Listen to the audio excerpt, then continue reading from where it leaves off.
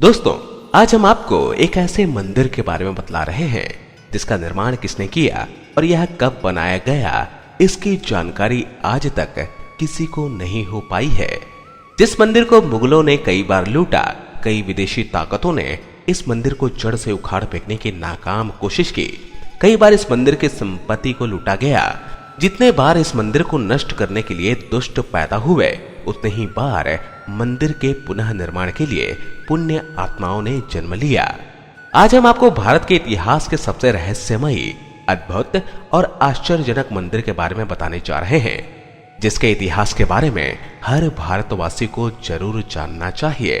दोस्तों, हम बात कर रहे हैं सोमनाथ मंदिर की, जो कि एक हिंदू मंदिर है, जिसकी गिनती भगवान शिव के 12 ज्योतिर्लिंगों में सर्वप्रथम ज्योतिर्लिंग के रूप में होती है। गुजरात के सौराष्ट्र क्षेत्र के वेरावल बंदरगाह में स्थित इस मंदिर के बारे में कहा जाता है कि इसका निर्माण चंद्रदेव ने करवाया था। इस मंदिर का उल्लेख ऋग्वेद में भी मिलता है। यह मंदिर हिंदू धर्म के उत्थान पतन का प्रतीक रहा है। अत्यंत वैभवशाली होने के कारण इतिहास में कई बार इस मंदिर को तोड़ा गया तथा पुनः निर्मित किया गया।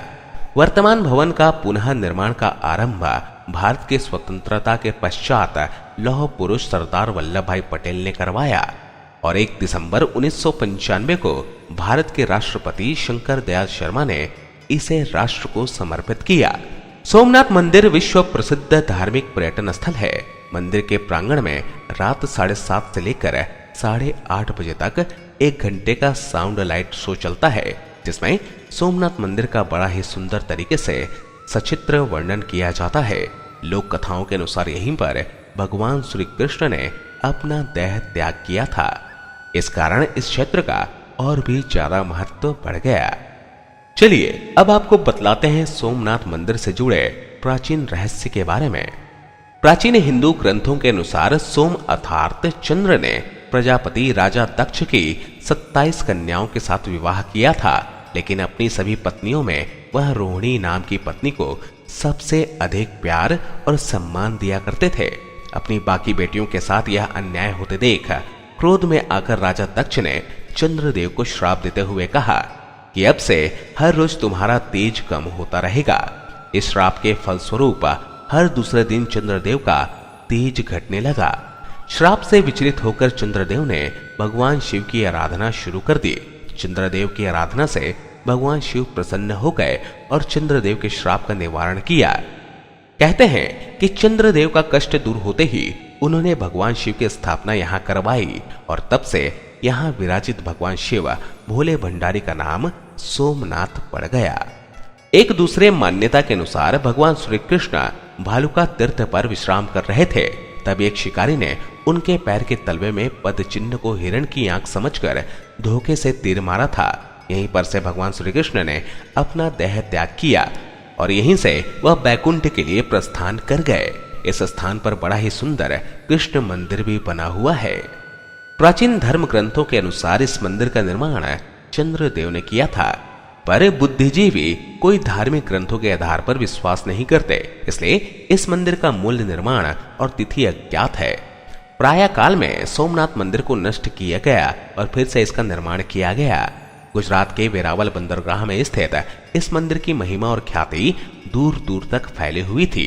अरब यात्री अल बरूनी ने अपने यात्रा विक्रांत में इसका वर्णन किया है, जिससे प्रभावित होकर महमूद गजनवी ने सन 1024 में सोमनाथ मंदिर पर हमला किया।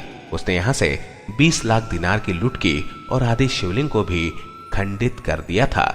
इसके बाद प्रतिष्ठित की गई शिवलिंग को 1300 ईस्वी में अलाउद्दीन के सैनी ने खंडित किया। इसके बाद भी कई बार मंदिर के शिवलिंग को खंडित किया गया। कहा जाता है कि आगरा के किले में देव द्वार सोमनाथ मंदिर के ही हैं। एक उत्कृष्ट शिलालेख के अनुसार कुमारपाल ने 1169 में इस मंदिर को एक उत्कृष्ट पत्थर में बनवाया और इसे गहने के साथ सजा दिया था। फिर बाद में 1299 में उल्लाल खान के नेतृत्व में अलाउद्दीन खिलजी की सेना ने वघेला वंश के करण देव द्वितीय को पराजित किया और सोमनाथ मंदिर को फिर से नष्ट कर दिया। हसन निजाम के ताज उल नासिर के मुताबिक सुल्तान ने दावा किया कि उसने तलवार के दम पर 50,000 काफिरों को नर्क भेजा और 20,000 से भी अधिक दास बनाए। कान्हा देव जो कि जलौर के राजा थे, उन्होंने बाद में खिलजी की सेना को हराकर खंडित शिवलिंग को वापस प्राप्त किया और सभी बंदियों को मुक्त कराया। कहते हैं 1395 में इस मंदिर को फिर से नष्ट कर दिया गया था और 1491 में गुजरात के सुल्तान महमूद बिंदा इसे अपमानित भी किया था। 1546 ईस्वी में गोवा में स्थित पुर्तगाली ने सोमनाथ में गुजरात के बंदरगाह और कस्बे पर हमला किया और कई मंदिरों को नष्ट कर दिया, जिनमें सोमनाथ मंदिर भी एक था। वर्तमान समय में सोमनाथ मंदिर का पुनः निर्माण भारत के स्वतंत्रता के पश्चात लौह पुरुष सरदार वल्लभ भाई पटेल ने करवाया था। सोमनाथ मंदिर के दक्षिण में समुद्र के किनारे पर एक स्तंभ मौजूद है। उसके ऊपर एक तीर रखकर संकेत किया गया है कि सोमनाथ मंदिर और दक्षिणी ध्रुव के बीच पृथ्वी का कोई भी भूभाग नहीं है। मंदिर के पृष्ठ भाग में स्थित प्राचीन मंदिर के बारे में मान्यता है कि यह पार्वती जी का मंदिर है। सोमनाथ जी के मंदिर का संचालन और व्यवस्था सोमनाथ ट्रस्ट के अधीन है। सरकार ने ट्रस्ट को जमीन, बाग बगीचे देकर आय का प्रबंध किया है। यह तीर्थ पितृगण के साथ नारायण बलि आदि कर्मों के लिए भी प्रसिद्ध है। चैत्र, भाद्र, कार्तिक महीनों में यहाँ स्नान करने का विशेष महत्व बताया गया है। इन 3 महीनों में यहाँ श्रद्धालुओं की बहुत ज्यादा भीड़ लगती है। इसके अलावा यहाँ 3 नदियां हिरण, कपिला और सरस्वती का महासंगम होता है। इस त्रिवेणी स्थान का विशेष महत्व है। सोमनाथ मंदिर के समय काल में अन्य देव के मंदिर भी थे। इसमें भगवान शिव के 135, भगवान विष्णु के 5, देवी के 25, सूर्य देव के 16, गणेश जी के 5, नाग मंदिर 1, क्षेत्रपाल मंदिर 1, 19 कुंड और 9 नदियां बताई जाती हैं। एक शिलालेख में विवरण है कि महमूद के हमले के बाद 21 मंदिरों का निर्माण किया गया। संभवतः इसके पश्चात भी अनेकों मंदिर बने होंगे। 4 धाम में से एक धाम भगवान श्री कृष्ण की द्वारिका सोमनाथ से करीब 200 किलोमीटर की दूरी पर स्थित है। यहाँ पर प्रतिदिन द्वारकाधीश के दर्शन के लिए देश और विदेशों से हजारों की संख्या में श्रद्धालु आते हैं। यहाँ गोमती नदी स्थित है। इसके स्नान का विशेष महत्व बताया गया है। इस नदी का जल सूर्योदय पर बढ़ जाता है और सूर्यास्त पर घट जाता है, जो सुबह सूर्य निकलने से पहले मात्र 1 या 2 फीट ही रह जाता है। विश्व प्रसिद्ध सोमनाथ मंदिर आदि अनंत है।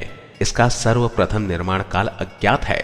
हर काल में इस मंदिर को बुरी ताकतों ने लूटा और शिवलिंग को खंडित किया गया।